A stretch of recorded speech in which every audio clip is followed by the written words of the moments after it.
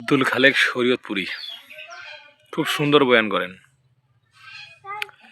কিন্তু তার এই আচরণটা মোটেও শোভনীয় নয়। সবসময় যে কোনো ওয়াজ মাহফিলে যে তুই তা খালি নিজেরা অনেক বড় ভাবা। আমলিগ থাকতে তো সে বলেছে যে শেখ হাসিনা তার শাশুড়ি লাগে। এখন ভাই আপনার শাশুড়ি তো চলে গেছে, ব্যবহারটা একটু ভালো করেন। আপনার ব্যবহারে তো আমরা একবারে অসন্তুষ্ট। আপনি একজন আলেমকে কিভাবে সম্মান করতে হয় এটা শিখেন নেই। দেখেন তার চরম বেয়াদবিটা। আমরা সবাই যে ও কই যায় রে নয়ন তুই আমার সাথে যাবি,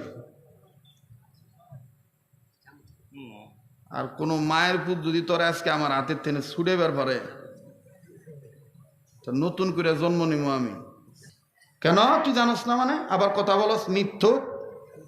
ভারতের দালাল বলায় কেন গর্জে উঠবেন? বিএনপির নেতা, বিএনপি তো এখনো ক্ষমতায় আসেইনি।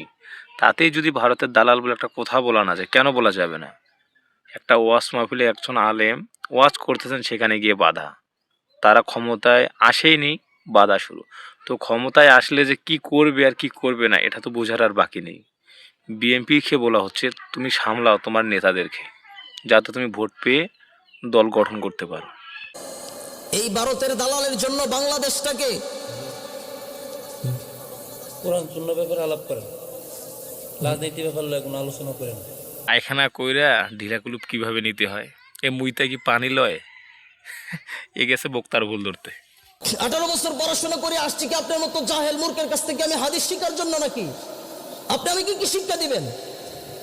আপনি আমাকে কি শিক্ষা দিবেন? হ্যাঁ, কোরআন সম্পর্কে আপনি কি শিক্ষা দিবেন? একটা ওয়াজ মাহফিলের মাঠে যদি বক্তাকে এইভাবে হেনস্থা করা হয়, তার কি ওয়াজ করার মুডটা থাকে? সাধারণ জনগণ সবাই মিলে তাকে জুতার মালা গলায় দিয়ে এমনভাবে একটা ধোলাই দিবেন, যাতে করে পরবর্তী কোনো মাহফিলে তারা ভয় পায় যে না, অবস্থা বড় ভয়াবহ।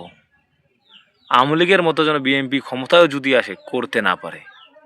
দরকার দরের কাছ থেকে আমাদের শিক্ষা করার জন্য নাকি আমরা প্রত্যেকটা মাহফিলে ওয়াজ মাহফিলে এরকম ভাবে কিছু নেতা নামের পাতি নেতা এসে আমাদেরকে বাধা দেয়, আলেমদেরকে ভুল ধরে। তারা সাহস কত বড়! এটা কি আওয়ামী লীগের আমল পাইছে নাকি? যে আওয়ামী লীগের আমল পাইছে যে কোনো মুহূর্তে যে কোনো কথা বলে ফেলবে। মাহফিল বন্ধ। কিসের কিসের মাহফিল বন্ধ?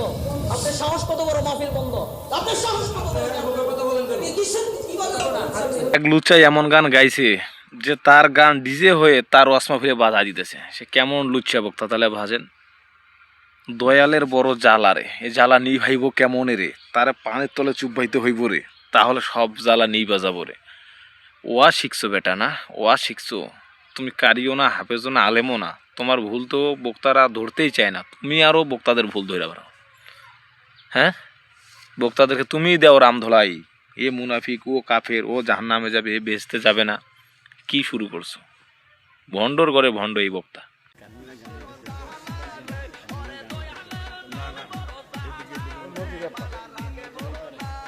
বুঝছি তো,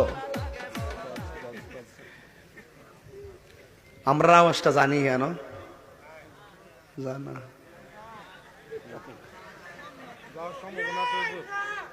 না, যাওয়ার সম্ভাবনা আছে।